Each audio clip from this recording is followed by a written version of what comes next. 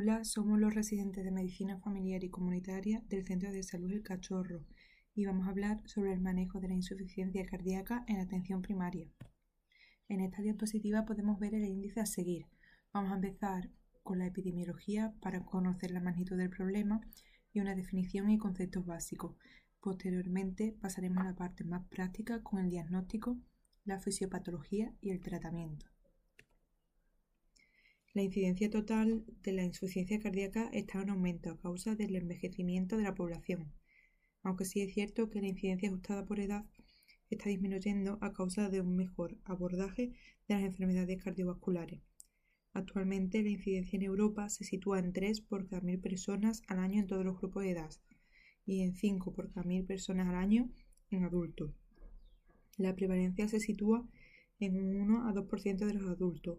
Aumenta claramente con la edad, ya que la prevalencia en menores de 55 años se sitúa alrededor del 1% y en mayores de 70 años llega hasta el 10%. Es cierto que se cuenta con datos de insuficiencia cardíaca reconocida, por lo que la prevalencia real puede ser más alta. El pronóstico de los pacientes con insuficiencia cardíaca ha mejorado, aunque sigue siendo malo, y su calidad de vida está muy disminuida. Según los estudios de cohorte, se alcanza una mortalidad del 67% a los 5 años. Tras el diagnóstico inicial, los pacientes pueden llegar a ingresar una media de una vez al año. Debido al envejecimiento de la población y al aumento de la prevalencia de las comorbilidades, se estima que el número absoluto de hospitalizaciones por insuficiencia cardíaca aumentará considerablemente en el futuro. A pesar de su elevada prevalencia y de la enorme carga que supone sobre los sistemas de salud, la insuficiencia cardíaca es un síndrome clínico para el que no existe aún una definición satisfactoria. En la práctica clínica, su diagnóstico requiere la presencia concomitante de síntomas y signos típicos, los cuales los tenemos en la siguiente diapositiva. Los síntomas típicos son la ortornea, la disnea, la fatiga o la disnea paroxística nocturna. Después encontramos una serie de signos, como sería la presión venosa yugular elevada, los crepitantes o el edema periférico. Pues es importante que de forma concomitante haya una presencia de una anomalía cardíaca funcional o estructural que produce reducción del gasto cardíaco o elevación de las presiones intracárdicas en reposo o en estrés. Para continuar, los estadios de la insuficiencia cardíaca, encontramos dos clasificaciones distintas. En nuestro medio es común la utilización de la clasificación de la NIJA para reflejar la severidad de los síntomas de los pacientes con insuficiencia cardíaca. De hecho, la clase funcional, según la NIJA, ha alcanzado tal grado de divulgación que se ha hecho sinónimo de gravedad de la cardiopatía subyacente. Dentro de esta clasificación encontramos una serie de problemas, como sería la implicación de un importante grado de subjetividad, tanto por parte del paciente como del médico, o la clase funcional de un determinado paciente con insuficiencia cardíaca puede fluctuar hacia clases superiores o inferiores cada poco tiempo, en especial cuando existen situaciones de descompensación, por lo que es aconsejable evitar el uso de este baremo en periodos inestables. Después también esta clasificación presenta una escasa correlación con el grado de disfunción ventricular y con el pronóstico vital de los pacientes. Vamos a encontrar 4 clases que van de la 1 a la 4. La primera son pacientes sin limitación de la actividad física normal. La clase 2 son pacientes con ligera limitación de la actividad. La clase 3, estos pacientes presentan una acusada limitación de la actividad física. Cualquier actividad les provoca la aparición de los síntomas. Y la clase 4 son pacientes que presentan síntomas de insuficiencia cardíaca en reposo. Debido a las anteriores limitaciones que hemos comentado, se utiliza actualmente una segunda escala, que es la de la ACC o AJA, en los que podemos tener una mejor comprensión del proceso evolutivo que lleva la insuficiencia cardíaca. En esta guía se propone una estadificación de la insuficiencia cardíaca que refleja de forma sencilla y práctica la sucesión de acontecimientos en dicha patología. El estadio A son pacientes asintomáticos con alto riesgo de desarrollar insuficiencia cardíaca sin anomalía estructural o funcional identificada. El estadio B son pacientes asintomáticos con enfermedad cardíaca estructural claramente relacionada con insuficiencia cardíaca. El estadio C son pacientes con insuficiencia cardíaca sintomática asociada a enfermedad estructural cardíaca sintomática asociada a enfermedad estructural subyacente. Y el D son pacientes con enfermedad cardíaca estructural avanzada y síntomas acusados de insuficiencia cardíaca en reposo a pesar de tratamiento médico máximo. Bien. Bueno, en cuanto al diagnóstico de la insuficiencia cardíaca, sería importante conocer y saber que, bueno, en torno al 59% de sus diagnósticos se realizan de manera ambulatoria y en torno al 41% aproximadamente durante la hospitalización de los pacientes. De ahí radica, bueno, pues la importancia que tiene el diagnóstico, el tratamiento y el seguimiento de la insuficiencia cardíaca por parte de la atención primaria, ¿no? Y que, por lo tanto, debemos de tener en cuenta. En cuanto al diagnóstico, nos podemos basar en diferentes tipos de síntomas o de signos que pueda presentar el paciente. Todos más o menos los podemos conocer y saber. Tenemos la disnea de esfuerzo, la ortosnea, la disnea paroxística nocturna, los edemas, la ingurgitación yugular, los crepitantes. Todos ellos, habrá algunos con una mayor sensibilidad, como por ejemplo la disnea de esfuerzo, y otros con mayor especificidad, ¿no? Como puede ser la ingurgitación yugular.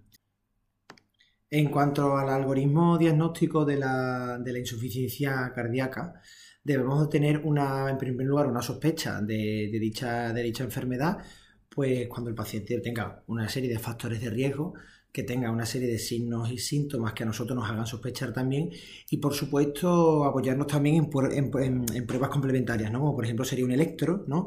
Un electro anormal pues apoyaría el que ese paciente pues, pudiera tener una insuficiencia cardíaca, ¿no? Siempre y cuando esté acompañado, bueno, pues de signos y síntomas compatibles de factores de riesgo, ¿no? Una vez que nosotros tengamos por así decirlo, esta sospecha, tendríamos que hacerle al paciente alguna prueba más complementaria, ¿no? Le podríamos pedir una analítica y pedirle, por supuesto, el ProBNP, ¿no? Que es una por así decirlo, de los patrones que muchas veces los cardiólogos, bueno, pues apoyan más para poder determinar o descifrar una insuficiencia cardíaca. Un electro, habría que decir también que, por ejemplo, un electrocardiograma, el cual sea normal, prácticamente excluye un diagnóstico de insuficiencia cardíaca. ¿Vale? Una vez que nosotros realizamos una analítica y vemos un ProBNP, ese ProBNP no es lo mismo en pacientes más ancianos que en pacientes jóvenes, ¿no? Entonces, en pacientes jóvenes nos tendríamos que prácticamente regir en torno a los 125, ¿vale? Y en personas más ancianas, un ProBNP superior a 300, 400 ya nos puede determinar más que ese paciente tenga una insuficiencia cardíaca, ¿no? Siempre y cuando, bueno, pues también presente un electrocardiograma alterado o también tenga unos síntomas compatibles. Una vez que nosotros tengamos todo este acúmulo de pruebas y de sospecha, ¿no? Lo conveniente sería ampliar o intentar ser más peliagudos en cuanto al diagnóstico y habría que realizarle una ecocardiografía, ¿no? a ese paciente para ver cómo está la función del corazón, cómo va esa fracción de eyección, que es el mejor marcador de la función sistólica que los cardiólogos utilizan bastante, ¿vale? De hecho, la variable de supervivencia más empleada por cardiología. Estos ecocardiogramas normalmente se realizan en consultas de cardiología, a no ser que, bueno, que en el centro de salud pues, tengas un ecógrafo súper especializado, que tengas hecho alguna cursos y tal de ecocardiografía y que esa ecocardio pues las manejes, ¿no? Entonces, en ese caso, bueno, pues la puedes realizar tú, pero lo conveniente sería derivarlo al servicio de cardiología, que en este caso ellos serán mucho más detallistas en cuanto al diagnóstico y en cuanto a la realización de la ecocardiografía, ¿no?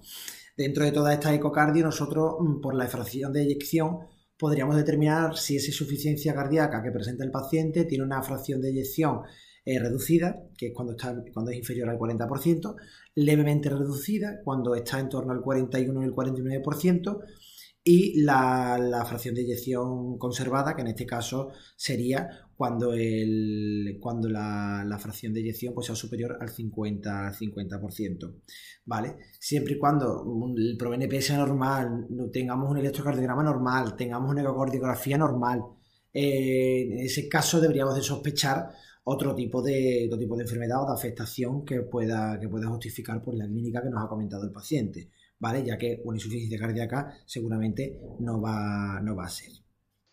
Como ya sabemos, la insuficiencia cardíaca es un síndrome que aparece en relación con una alteración estructural o funcional del corazón, que provoca una disminución del gasto cardíaco y o un aumento de las presiones intracardíacas. Una forma que tenemos de clasificar la insuficiencia cardíaca es según si tienen fracción de eyección del ventrículo izquierdo deprimida o conservada. En esta presentación nos vamos a centrar en la primera de ellas, es decir, en la fracción de eyección del ventrículo izquierdo deprimida, ya que por su implicación pronóstica y ser la que más frecuentemente tratamos en nuestra práctica clínica diaria, puede ser la que más nos interese conocer. Cuando sucede la lesión cardíaca de la que hemos hablado antes, el organismo pone en marcha varios mecanismos de compensación. El primero de ellos, y el más rápido, sería el sistema adrenérgico, que lo que va a hacer es intentar mantener el gasto cardíaco a expensas de una vasoconstricción periférica. Por otro lado, tendríamos varios mecanismos de compensación que se basan en la retención de sodio y agua. Entre ellos, pues tenemos varias moléculas vasodilatadoras, como serían los péptidos natriuréticos, la prostaglandina y el óxido nítrico, que van a intentar contrarrestar la vasoconstricción provocada por el sistema adrenérgico y sobre todo por el sistema renina-angiotensina-aldosterona. Todos estos mecanismos de compensación, cuando se mantienen a lo largo del tiempo, pues lo que van a provocar es una mejora del volumen de eyección, pero a expensas de un aumento del llenado diastólico, con una modificación de la curva de presión-volumen ventricular. Y esto es lo que va a provocar lo que nosotros conocemos como remodelado cardíaco, que no es más que cambios mecánicos consistentes en la arquitectura ventricular, que va a ser lo que al final nos provoque los signos y síntomas por los que reconocemos clínicamente una insuficiencia cardíaca. Siguiendo con los mecanismos de compensación, cabe destacar el papel del sistema renina-angiotensina-aldosterona en la fisiopatología de la insuficiencia cardíaca. La renina es una proteasa que va a activar el angiotensinógeno producido por el hígado, convirtiéndolo en angiotensina 1. Y esta se activará en la superficie pulmonar y renal en angiotensina 2, que es la molécula que va a llevar a cabo la mayoría de las funciones de este sistema en cuanto a la fisiopatología de la insuficiencia cardíaca se refiere. La angiotensina 2 es un vasoconstrictor muy potente a nivel de todo el organismo, lo cual va a aumentar la presión sanguínea. Por otro lado, va a estimular la neurohipófisis haciendo que secrete vasopresina, que va a estimular la reabsorción de agua a nivel renal. También en las glándulas suprarrenales va a aumentar la producción de aldosterona, que es una hormona que, como todos sabemos, va a aumentar la reabsorción de sodio a nivel renal y va a aumentar la excreción de potasio e hidrogenio. A nivel de líquido también va a producir una retención a nivel renal. Y por último, la angiotensina 2 pues también va a activar el sistema simpático, que tiene un nivel vasoconstrictor. Todos estos elementos vasoconstrictores y las acciones que tiene la angiotensina 2 sobre el riñón tienen una importancia crucial en el desarrollo de la insuficiencia cardíaca y también en el pronóstico de estos pacientes, ya que al actuar a nivel de la arteriola aferente y eferente va a producir una disminución de la tasa de filtración glomerular, que, como estaba diciendo antes, pues es un factor agravante e incluso puede ser un desencadenante de un episodio de descompensación o insuficiencia cardíaca aguda. También hay que tener en cuenta que al disminuir el filtrado glomerular es posible que haya una secreción inadecuada de eritropoyetina y que pueda manifestarse como una anemia. Como conclusiones de la parte de fisiopatología, me gustaría destacar que es el sistema neurohormonal el que nos va a acabar produciendo ese remodelado cardíaco, que al final es lo que nos va a llevar a ver los signos y síntomas que vemos en nuestra práctica clínica con los pacientes que sufren la insuficiencia cardíaca.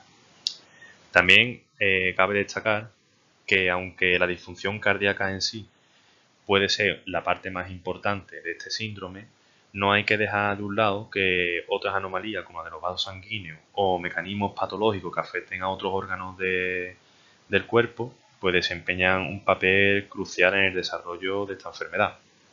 También cabe destacar el papel de la enfermedad renal crónica, ya que la disfunción renal, como hemos comentado anteriormente, pues puede ser un factor agravante, desencadenante de un episodio de descompensación, y que además se ha visto que tiene un factor pronóstico en cuanto al desarrollo de esta enfermedad. Bueno, comenzamos hablando del tratamiento. El tratamiento se compone de 4 escalones: IECAS o inhibidores de la neprilisina, betabloqueantes, mineralocorticoides o inhibidores de la SGLT2. Cada uno, con independencia del otro, disminuye la mortalidad cardiovascular y la mortalidad por cualquier causa, como vemos en esta tabla, siendo uno de los componentes más importantes los betabloqueantes, aunque debemos utilizar todos en el mismo momento que se diagnostica una insuficiencia cardíaca, ya que hay una reducción del riesgo relativo de hasta el 63% por muerte por cualquier causa cuando se utilizan los 4 componentes juntos. Bueno, como hemos comentado antes, hay que optimizar el tratamiento de los ya diagnosticados, es decir, que, como he comentado, los 4 fármacos hay que utilizarlos al mismo tiempo que se diagnostica. Los 4 fármacos tienen visado, y solo se necesita principalmente control de factores de riesgo, de los iones como el sodio, el potasio, el cloro y el calcio, la tensión arterial y la frecuencia cardíaca. Y hay que evitar el nihilismo terapéutico, es decir, que si un paciente está bien controlado, sin factores de riesgo, aunque esté bien controlado con dos de estos 2 fármacos, deberíamos poner los 4, ya que se ha visto, como hemos comentado, que hay una reducción del riesgo relativo de hasta el 63% cuando se utilizan los 4, y evitar la inercia terapéutica. Es decir, que un paciente, aunque sea frágil y pensemos que tiene mayor riesgo, deberíamos utilizar los 4 tratamientos. Hablaré del tratamiento son los diuréticos, que como indicaciones pues están potencialmente indicados cuando hay síntomas o signos de congestión, independientemente si está la fiebre reducida o no, y puedes usarse con IECAS o ARA2, incluso, y beta bloqueantes y inhibidores de la aldosterona en pacientes con fiebre reducida. Y hasta lo que los signos de congestión hayan cedido. Las contraindicaciones cuando no están indicados en pacientes que no hayan tenido signos o síntomas de congestión, o si tienen alguna reacción alérgica a estos tratamientos. Las precauciones que hay que tener es cuando hay una hipopotasemia significativa por debajo de 3,5 de hipopotasio, o una disfunción renal significativa con una creatinina de mayor de 221 micromoles o una tasa de filtrado glomerular menor de 30. Además, hay una hipotensión sintomática o asintomática, pero con una presión arterial sistólica por debajo de 90. Otras interacciones farmacológicas que puede tener este tratamiento en la combinación con IECAS o ARA2 o inhibidor de la renina son riesgos de hipotensión, o combinación con otros diuréticos como diuréticos de la sauteacida, que puede provocar hipovolemia, hipotensión, hipopotasemia e insuficiencia renal. Además, los AINES hay que tener la precaución de que puedan atenuar el efecto diurético. La dosificación de los diuréticos serían diuréticos de Lassa, una furosemida inicial de 20 a 40 miligramos, e incrementando hasta una dosis normal de 40 hasta 80 miligramos, y la torasemida con una dosis inicial de 5 a 10 miligramos y subirla hasta 10 o 20 miligramos. Y las tiacidas podríamos utilizar la hidroclorotiacida con una dosis inicial de 25 miligramos hasta una dosis de 12,5 a 100 miligramos, dependiendo del paciente y de la clínica. Otro pilar fundamental son los betabloqueantes. Las indicaciones es potencialmente a todos los pacientes estables con insuficiencia cardíaca sistólica leve o moderadamente reducida y el tratamiento de primera línea con IECAS y antagonistas de la aldosterona en pacientes con insuficiencia cardíaca estable. Las contraindicaciones son bloqueos auriculares de segundo o tercer grado, isquemia crítica en extremidades, asma y alergia conocida a este fármaco. Las precauciones es cuando hay una insuficiencia cardíaca severa con un IA de 4, una descompensación actual o reciente por debajo de 4 semanas y si persisten los signos de congestión o hipotensión. Elevación de la presión venosa yugular, ascitis o edema periférico significativo. Las interacciones que más riesgo tienen con los betabloqueantes son el verapamilo, el diltiazem, la digoxina, la amiodarona o la ivabradina. En la dosificación podemos utilizar el bisoprolol con una dosis de inicio de 1,25 miligramos hasta una dosis objetivo de 10 miligramos.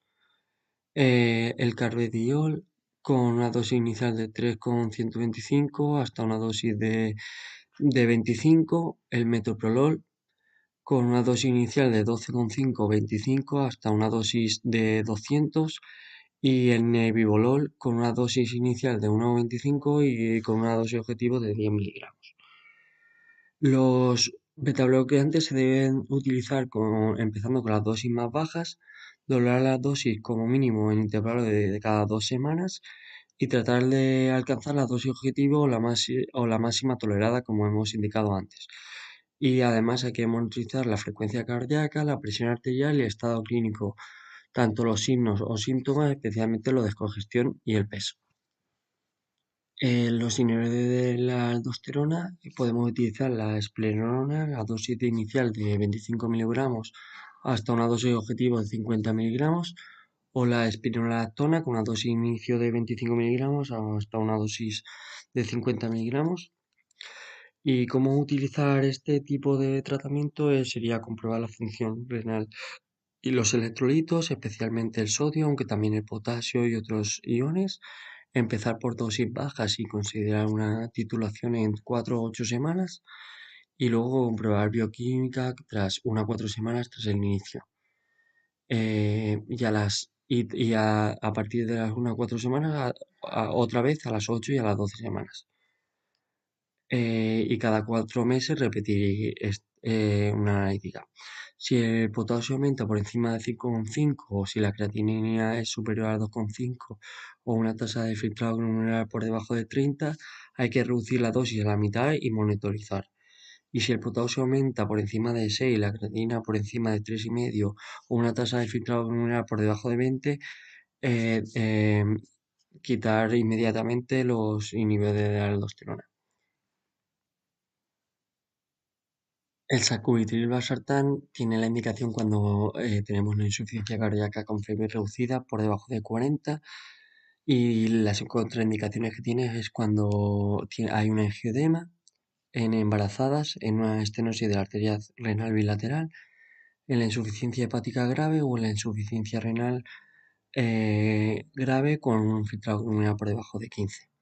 Las precauciones cuando hay un potasio elevado, una creatinina alta o hay riesgo de hipotensión. Si persiste hay que reducir la dosis y si este continúa, pues retirar el fármaco. En el estudio del paradigma se comprueba que el tratamiento con sacubitril/valsartán reduce tanto la mortalidad como la insuficiencia, como el riesgo de hospitalización. Además, se refleja que ambas curvas se separan precozmente, lo que refleja el beneficio precoz del fármaco y que el intervalo de confianza se aleja de forma contundente del 1, lo que indica aún más solidez estadística del beneficio del fármaco. Otro escalón fundamental son los inhibidores de la SGLT2. Cada uno de los Inhibidores de la SGLT2 disponibles son la EMPA, la canaglifosina y la dapaglifosina, que han demostrado disminuir los eventos cardiovasculares, principalmente en pacientes con insuficiencia cardíaca, aunque no sean diabéticos, y los efectos cardiovasculares que provocan este tratamiento se pueden resumir de la siguiente manera. Efecto hipotensor,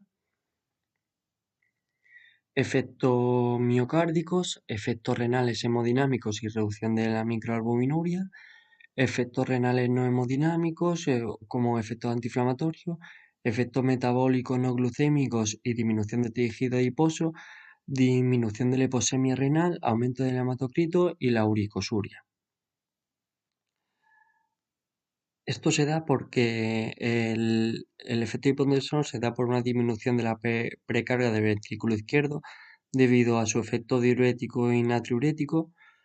Además, los inhibidores de la SGLT2 en el túbulo proximal causan natriuresis y glucosuria, y la diuresis osmótica resultante tiene efectos favorables en la curva de Frank-Starling de un corazón tanto diabético como no diabético. Además, una pérdida de peso y una disminución de la cifra de la presión arterial. Por eso provoca todos los efectos que hemos comentado antes. Además, se ha visto que los inhibidores de la SGLT2 pueden aumentar la generación de ATP en el miocardio y optimizar el metabolismo de la celular a partir de una mayor utilización de cuerpos cetónicos por las células miocárdicas. En el estudio DAPA-HF, donde se estudió el efecto de la dapaglifosina, se mostró una reducción tanto de la muerte cardiovascular como de mejoría del empeoramiento de la insuficiencia cardíaca y la reducción de la atención urgente por descompensación, con una mejoría ya significativa tras 28 días de tratamiento. Además, la paglifosina se asoció además a una mejoría sintomática de calidad de vida y evaluada mediante el cuestionario de Kansas City. El fármaco fue seguro y no se asoció a eventos adversos más que el placebo. El estudio Emperor de la empaglifosina se vio un claro beneficio en pacientes con insuficiencia cardíaca y FEBI no reducida, con alguna alteración estructural y un ProBNP ligeramente elevado en la reducción de tanto hospitalización por insuficiencia cardíaca como mortalidad cardiovascular, y por este motivo este estudio pues, marca un nuevo punto de inflexión, ya que no había ningún tratamiento anterior que redujera tanto la mortalidad como la hospitalización en pacientes con FEBI no reducida. Además, el estudio Emperor viene a completar la información que ya hemos comentado sobre DAPA-HF, en la que la población con una insuficiencia cardíaca con FEBI reducida, más evolucionada, con menor FEBI y mayor ProBNP, obtiene claros y muy precoces beneficios en la reducción de la mortalidad cardiovascular y el número de hospitalizaciones de la insuficiencia cardíaca, junto a una reducción total de las hospitalizaciones a lo largo del seguimiento y el enlentecimiento de la progresión de la enfermedad renal, algo muy asociado en los pacientes con insuficiencia cardíaca con FEBI reducida. Ahora mostramos unas escalas donde vemos pues, que la empaglifosina reduce la muerte cardiovascular respecto a placebo, además de los síntomas y el número de hospitalizaciones. Además también que reduce la disfunción renal, como vemos en este caso, que reduce el número de hospitalizaciones respecto a placebo, disminuye el riesgo de la tasa de filtrado glomerular respecto a placebo, aunque al principio parezca que la reduce, sin embargo luego la mantiene constante. Además, los efectos cardiovasculares, o sea, los efectos adversos son menores que con respecto al placebo.